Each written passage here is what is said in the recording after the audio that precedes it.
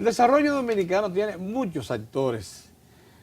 Hay unos que figuran más que otros y hay actores que también hacen lo que llamo un trabajo de gabinete y presencial.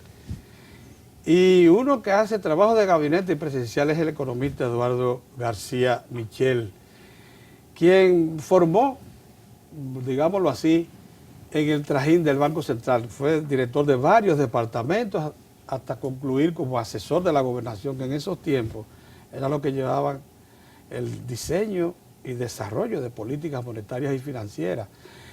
Es también en este momento y desde hace un tiempo presidente de la Fundación Siglo XXI, una de las principales asesoras, estructuras de economía y servicios especializados que tiene el país. Una consultora muy acreditada que regularmente suple servicios a grandes corporaciones, incluidas bancos, también a gremios empresarios, y por tanto es una persona muy calificada. Buenos días, Eduardo. Buenos días, Pedro, con muchísimo placer de estar aquí contigo, que eres un referente del periodismo nacional por mucho tiempo ya. Sí, es verdad. Cumplimos 50 años en esta ocasión, en este año. Mira, cuando decía que eras presencial, me acuerdo mucho de ese esfuerzo que ustedes hacían hace ya unos años, de ir a las estructuras productivas del campo y empresariales. Se trasladaban y filmaban y comentaban. Esa, que no es más que documentar el desarrollo, fue probablemente para muchos de los que seguíamos las presentaciones de ustedes ya en más de una de las instituciones en que ha formado parte, un instructivo, porque el desarrollo muchas veces nosotros los periodistas, lo que somos son correas de transmisión en última instancia, transmitimos las informaciones que nos llegan, pero es bueno vivir, como hacían ustedes que se trasladaban a las zonas de producción, tanto agrícola como pecuaria, y también industrial y agroindustrial. Y eso, por eso le decía que es un profesional de la economía, que al tiempo que ha trabajado en gabinete, haciendo elucubraciones económicas con documentos, y también es un testimoniador de lo que es la estructura yendo al campo. Yo te agradezco, Pedro, pero tengo que hacer una aclaración. Quien importa no soy yo. Lo que importa es la nación, el pueblo dominicano, su desarrollo, que es el tópico así es. Que vamos a abordar. Así es. Bueno, tenemos un modelo de desarrollo que se ha venido conformando, yo digo que por obra y gracia de la Virgen de la Altagracia. No es así. Hay muchos humanos que han intervenido también, además de ella. Algunos dicen que existe el modelo altagraciano, que nos protege. Que nos protege. E incluso que se ha ido consolidando con el tiempo. De tal manera que si bien es un modelo agropecuario como lo conocemos ya consolidado, así lo heredamos de Trujillo, al que se le ha incorporado una manufactura con zonas francas como un segundo gran sector, a que se le ha incorporado a partir de los 70 la minería, que ahora por cierto procura un segundo aire, y que ha venido también a desarrollar turismo y servicios, con lo que tenemos entonces un modelo compuesto por 4 grandes motores. Lo cierto es que cuando uno de ellos pierde fuerza, el otro viene en su auxilio. Y por eso la economía dominicana ha podido acumular un crecimiento acumulativo anual en los últimos 50 años de más de un 5%. Y por eso tiene un per cápita hoy que se ha incrementado considerablemente hasta $5.700 aproximadamente, aunque no sea bien distribuido. Bueno, una cosa que queríamos tratar específicamente con Eduardo García Michel es la importancia que tiene la manufactura en el país. Es un sector que ha reclamado desde posiciones gremiales que se le tenga muy en cuenta y que ha incluso dicho formalmente que el modelo de desarrollo está agotado en razón de que dice tiene un sesgo antiexportador. Vamos primero, si es posible, Eduardo, a analizar cómo ha evolucionado la manufactura y por qué hoy sigue siendo todavía el principal empleador nacional, independientemente de que otros sectores como el turismo ya esté frisando los 200.000 empleos y que la zona franca esté en un proceso también de búsqueda otra vez de los 200.000 empleos que en algún momento suplió, pero sigue siendo la manufactura como estructura la que más empleo fijo aporta al país. déjame ir un poco hacia atrás para contestar. Ese es el plan es hacer un para repaso contestar histórico. la pregunta, y luego me gustaría ir hacia adelante. Correcto, también, correcto. en perspectiva.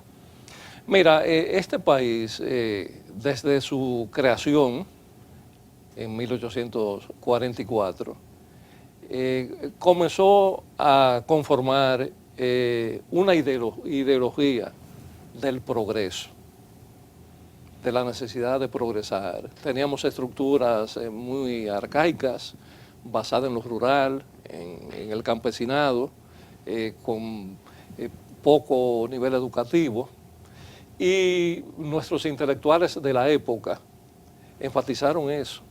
Hay que impulsar el progreso a través de diversos medios. Algunos entendieron con el paso del tiempo que progreso equivalía a infraestructura, y es verdad, desarrollo de infraestructura.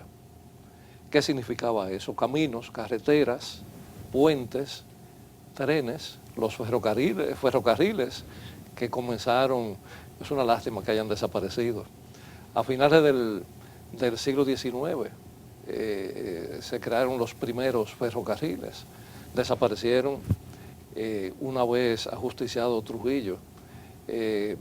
Yo diría que fue uno de los grandes errores que se han cometido. Bueno, infraestructura y luego fomento. Fomento. ¿Qué fomento? Equivale a desarrollo también. ¿Fomento de qué? Todavía se recuerdan los famosos canales de Monsieur Bogar, así se llaman, canales de riego para la producción de arroz, de variedades nuevas que elevaran la productividad. Hasta 1915, 14, nosotros éramos importadores de arroz. Exacto. Y entonces con Monsieur Bogar se inicia el cultivo de arroz para suplirlo. Y fíjese usted, ya somos autosuficientes hace unos años. Fomento, leyes de fomento, por ejemplo, escuelas agrícolas que no existían, porque la actividad principal era la agricultura. Así es. Y es cuando se crea la Escuela Agrícola de Moca, sí, que ya no está allí.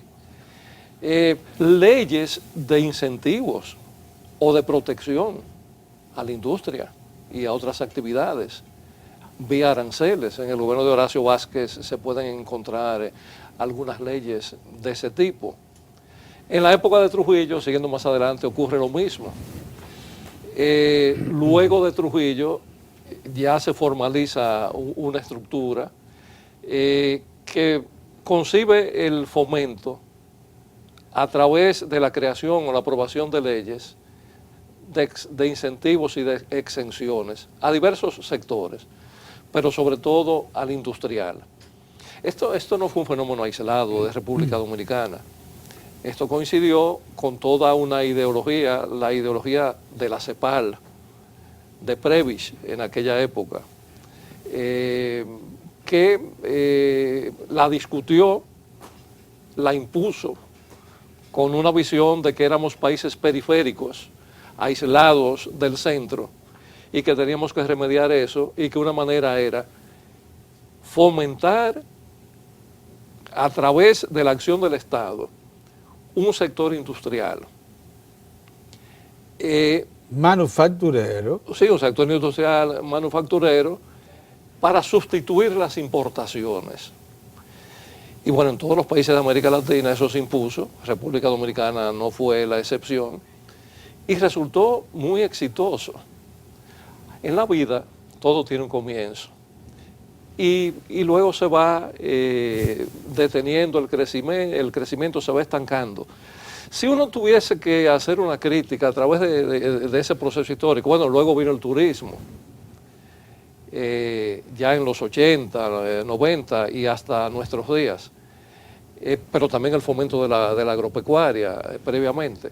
Si hubiese necesidad de hacer una crítica, y las críticas son buenas porque son constructivas, es que los dominicanos no hemos tenido la suficiente perseverancia para darnos cuenta de que dar énfasis a un sector nuevo que se entienda que tiene mayor potencial no tiene que ser en detrimento de los demás, porque el crecimiento es algo armónico. No puede crecer una parte, que crezca la cabeza de un ser humano sería muy desproporcionado, que crezcan los brazos, lo que sea. ¿Usted interpreta algún momento en el tiempo en que se hizo así? O sea, que se detuvo un sector para darle paso a uno nuevo. Yo creo que es parte de la evolución de la economía dominicana. Vamos a ver.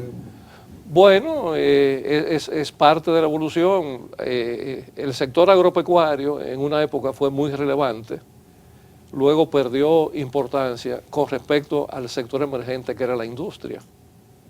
La industria a su vez perdió importancia con respecto al sector emergente que era el turismo. Y el turismo ha estado perdiendo relevancia en favor de sectores emergentes que son una incógnita. Son una incógnita en el sentido de que son sectores que tienen más que ver con la economía local que con la internacional. Por ejemplo, las comunicaciones, ambas cosas, está también lo internacional, el comercio y ese tipo de cosas. Si hay algo que en lo que debemos hacer énfasis, mirando el presente y el futuro, es en una palabra que parecería mágica, pero que es muy abarcadora.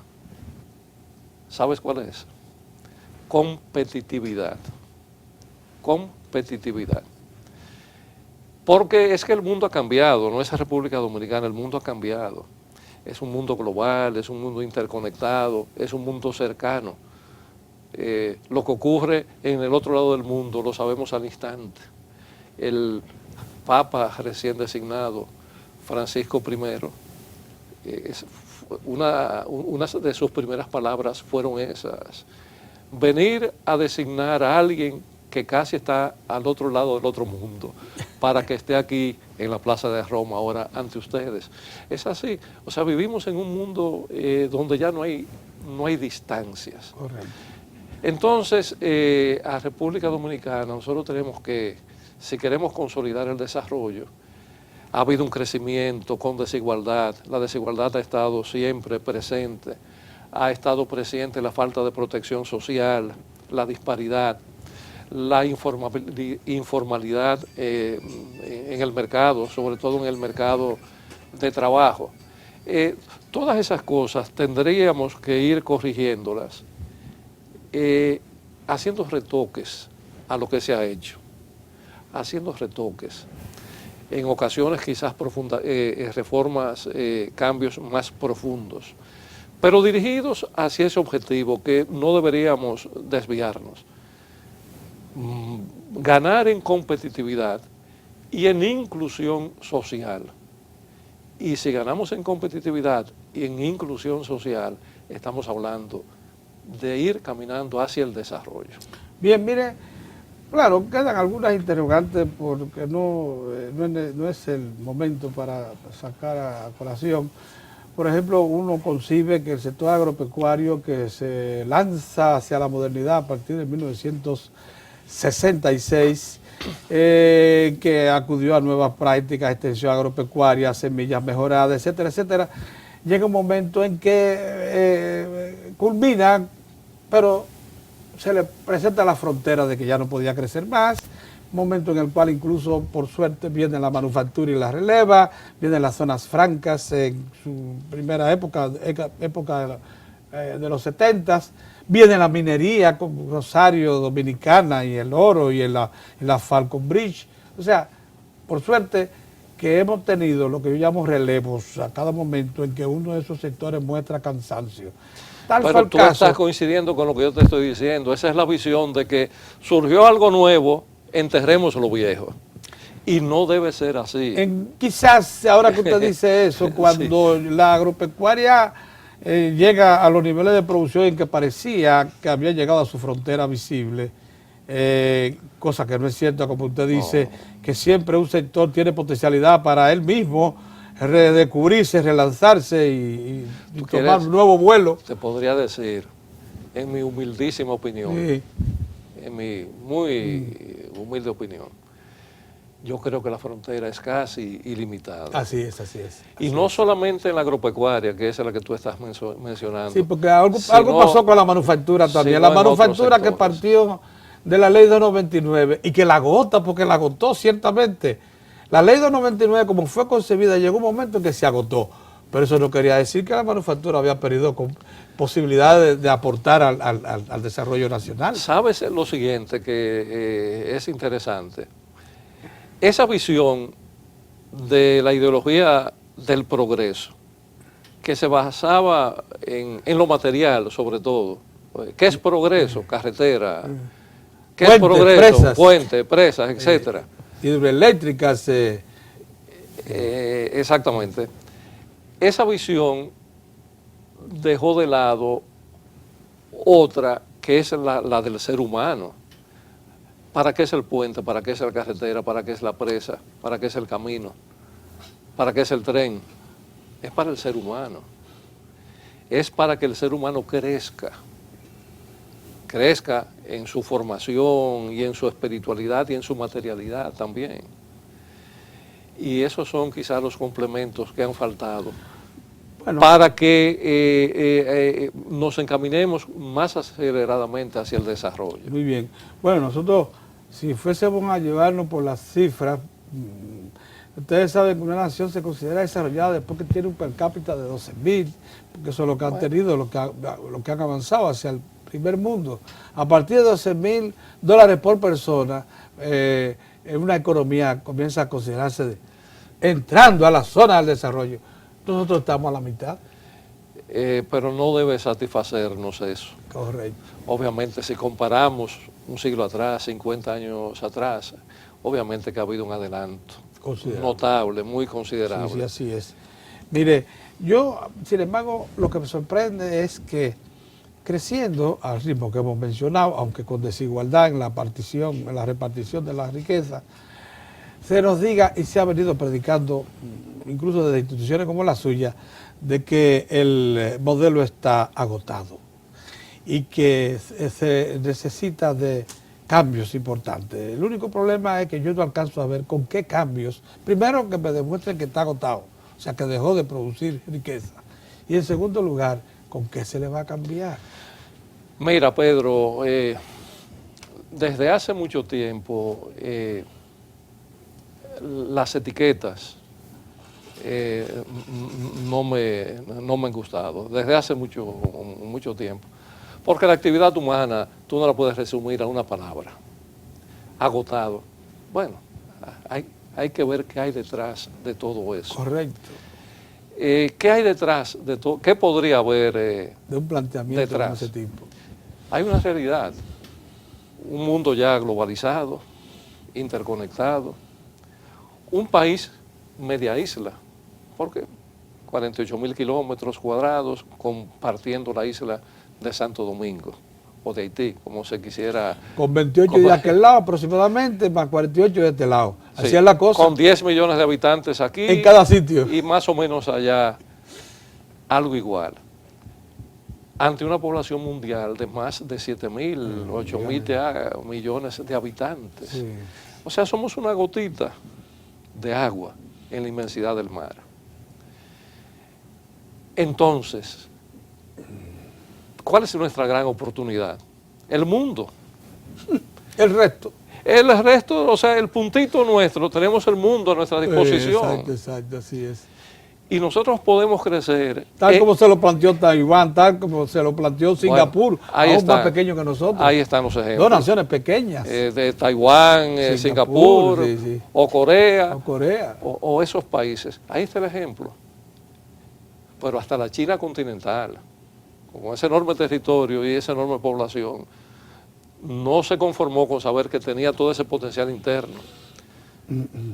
Como estaba muy deprimido, la capacidad de consumo, ¿qué utilizaron? El mercado mundial. Y han crecido en base a eso. Ahora están volviendo la mirada hacia adentro. Sí, así es. Porque el mercado ha ganado capacidad adquisitiva. No, y que de los 1.300 le quedan 250 millones de pobres. Exacto, de muy pobres. Exacto. Entonces, República Dominicana, no nos perdamos. el desarrollo es directamente proporcional a la apertura hacia el mundo, en mi modesta opinión. Nosotros no podemos insistir en operar con la vista hacia un mercado tan pequeño, tan estrecho, tan limitado. Y por eso... ¿Y usted cree que ha habido ciertamente un sesgo anti-exportador? Pero es claro que sí. Mira, la mejor demostración de eso es, este es un país que a la gente le gusta mucho firmar acuerdos, convenios, leyes, para que no se cumplan. Ninguna. O muy O se cumplan parcialmente. O sea, parcialmente. O se Sí. Pero, porque a mí no me gusta ninguno. Sí, pero ninguno es fíjate, demasiado definitivo. pero en concreto hemos firmado el gran acuerdo de libre comercio con Estados Unidos, Canadá, Centroamérica. No, Canadá todavía. No, Estados Unidos, en Centroamérica, el NAFTA, República Dominicana. Sí. Todavía no tenemos acceso a nada. Hemos firmado el otro gran acuerdo, que es con la Unión Europea. Ay, 27 naciones. Con la Unión, es decir, los dos bloques económicos más importantes del mundo, sí, tenemos acceso en condiciones preferenciales. Así es. ¿Y cuál es el resultado? ¿Usted sabía que la única nación de habla hispana, o sea, de este lado de América, que tiene acceso a los dos mercados somos nosotros, sí, preferenciales? Sí. ¿Y cuál ha sido el resultado? Un intercambio comercial con una brecha cada vez más grande, en favor de ellos y en detrimento nuestro. Pero con Centroamérica, el que firmamos con Centroamérica, lo mismo. Entonces, no es asunto de voluntad, de firmar, ese esfuerzo ya se ha hecho. Y las oportunidades están ahí. Entonces uno se pregunta, ¿y qué es lo que ha faltado? Y yo me atrevería a apuntar que nuestras políticas en sentido general tienen que acomodarse a esa situación que se ha creado, e ir en apoyo de nuestros sectores productivos, porque ¿para qué tú firmas un acuerdo de comercio? Para abrir oportunidades a tus sectores productivos, para que se produzca más, para que haya más empleo y más ingresos para la población. Es para eso, no es para comprar más a los demás, es para tú vender más y comprar más. Es para eso. No lo hemos logrado. ¿Qué ha estado fallando? En mi opinión, que no hemos tenido la perseverancia y la voluntad de hacer los retoques en nuestras principales políticas, algunas de carácter macroeconómico y otras no. Mire, eso, sin embargo, nos deja con la interrogante planteada. ¿Qué se necesita entonces para establecer un sesgo pro-exportador que haga que nuestra manufactura tenga el aliciente de nuevos mercados? Hubo un tiempo en que cuando se suplía el mercado interno parecía florecer mucho. Es más, hubo momentos en que la manufactura empleaba el 36% de la mano de obra activa del país, de la que estaba empleada. El 36%, altísimo. Pero claro, tenía un mercado interno muy protegido, con aranceles muy altos para los competidores de similares que se intentaran venir, y por tanto eso le insufló mucho poder. Luego de la globalización y a partir de la apertura forzada que Balaguer dispuso en un decreto ley del 90, finales de 90, entonces comenzó un proceso de pérdida de importancia. O sea, a mí me da la impresión también de que en cierto modo la producción industrial nuestra con vocación, que pudiera tener vocación exportadora, ha tenido también una competencia que no conoció y que desde la década de los 90 hasta hoy le ha hecho frente. Pero ha sobrevivido y todavía es el principal empleador nacional. Te voy a decir, no podemos tampoco cargar el dado sobre el Estado y sus políticas, porque el sector privado, el sector empresarial, también tiene que hacer su propio trabajo a lo interno de sus empresas. Es decir, cuando hablamos de competitividad, hay una parte que corresponde a cada empresa. Así es. Mejorar los procesos, la calidad, la entrega a tiempo, productos que estén en sintonía con el mercado, los canales de comercialización, una serie de cosas que tienen que ser de calidad mundial. Y ese es un esfuerzo que debe hacerlo cada empresa si quiere sobrevivir y si quiere competir. Eso no lo suple el Estado. Ahora, al Estado le corresponde la otra parte, que crear el escenario, las reglas y dar los instrumentos para que las actividades florezcan. Eso le corresponde.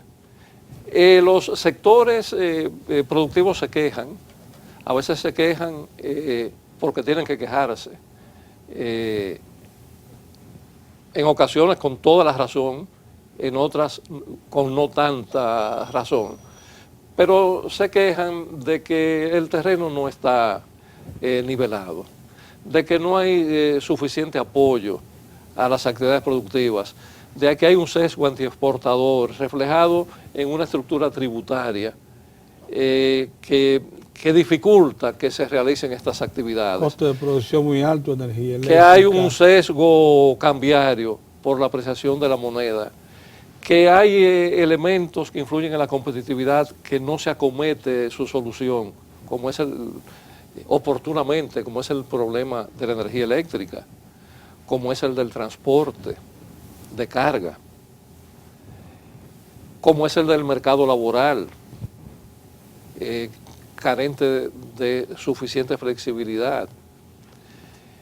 Ese tipo de cosas les restan competitividad a las empresas. Y es una pena, porque fíjate, yo mencioné lo del mercado laboral.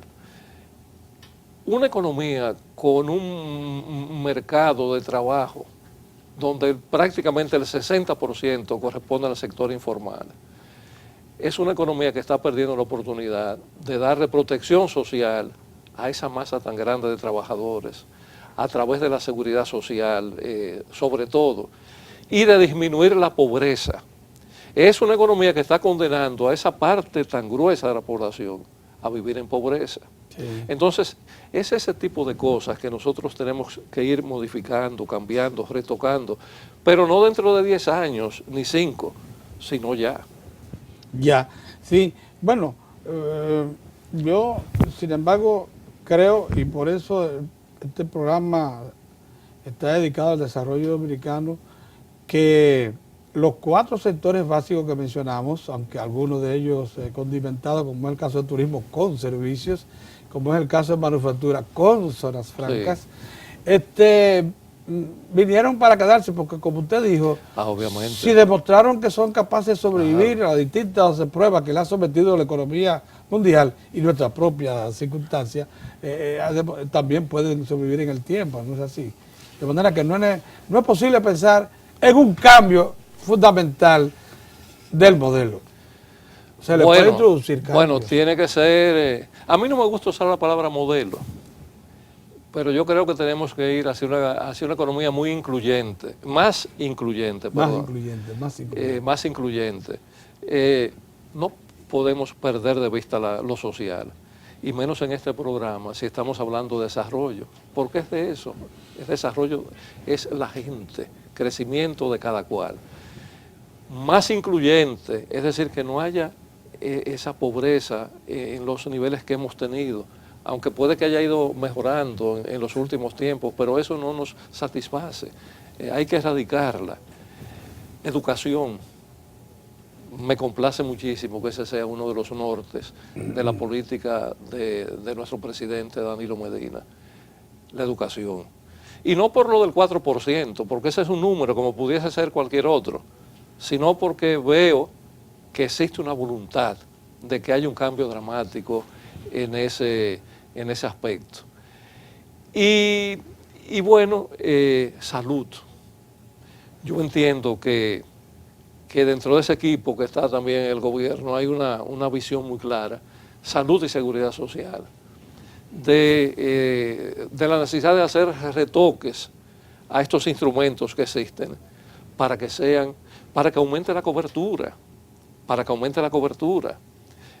nosotros no podemos seguir teniendo una parte tan amplia de la población fuera de la seguridad social, tanto en la parte de salud como como en la de pensiones. Esos son elementos imprescindibles, y creo que se están haciendo y se van a hacer retoques o acciones que van más allá de retoques en estos aspectos. Luego lo otro es, hay muchas cosas en lo que tiene que ver con lo económico, con la macroeconomía. Pedro,